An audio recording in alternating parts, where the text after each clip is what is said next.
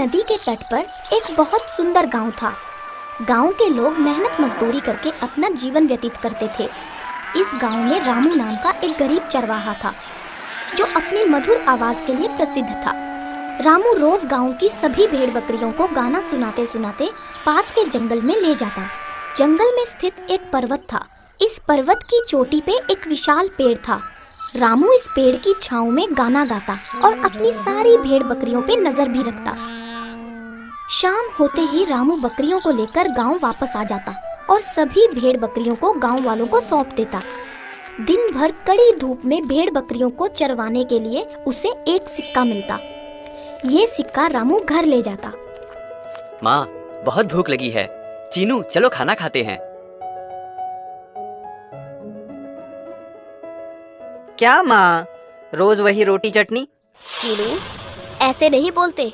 रामू बहुत मेहनत करके पैसे कमाता है जिससे कम से कम हम भरपेट खाना खा पाते हैं।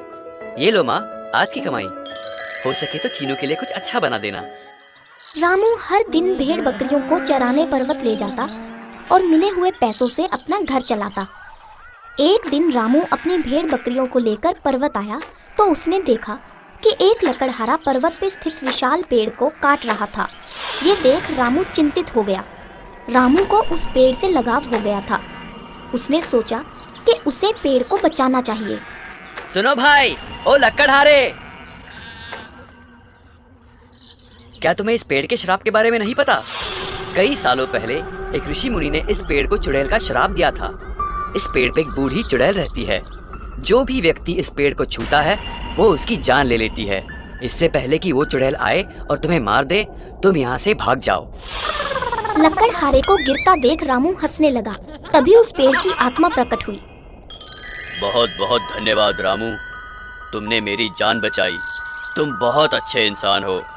मैं तुम्हें एक उपहार देना चाहता हूँ।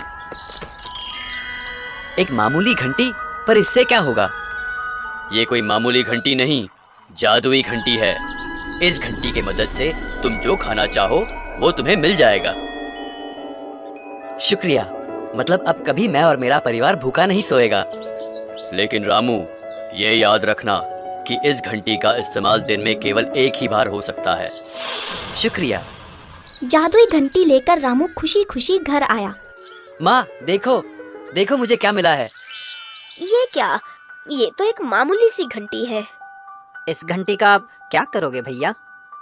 अरे चीनू, ये कोई मामूली घंटी नहीं है, ये जादुई घंटी है। इस घंटी की मदद से हम जो चाहे वो खाना मंगवा सकते हैं। सच में भैया? चलो मांगते हैं। तो बताओ तुम्हें क्या खाना है चीनू? मुझे रोटी, चावल, पनीर, दाल और जलेबी खानी है।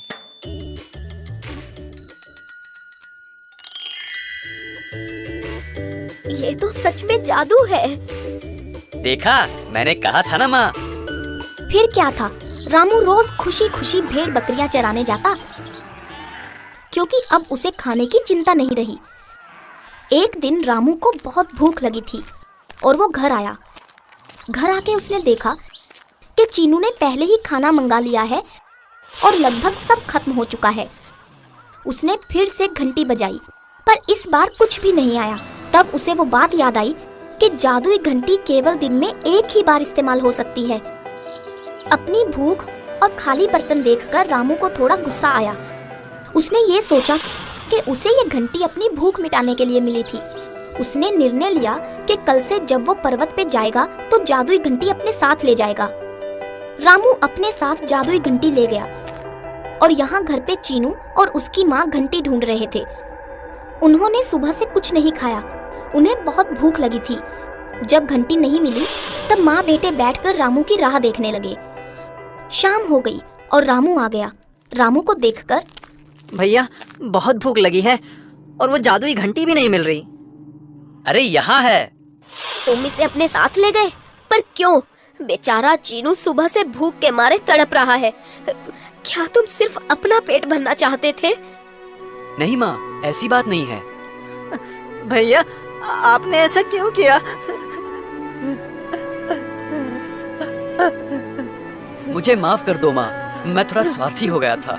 मैं दोबारा ऐसा कभी नहीं करूँगा माँ। इससे हमें ये सीख मिलती है कि हमें कभी भी स्वार्थी नहीं होना चाहिए और अपने आप से पहले अपने परिवार के बारे में सोचना चाहिए।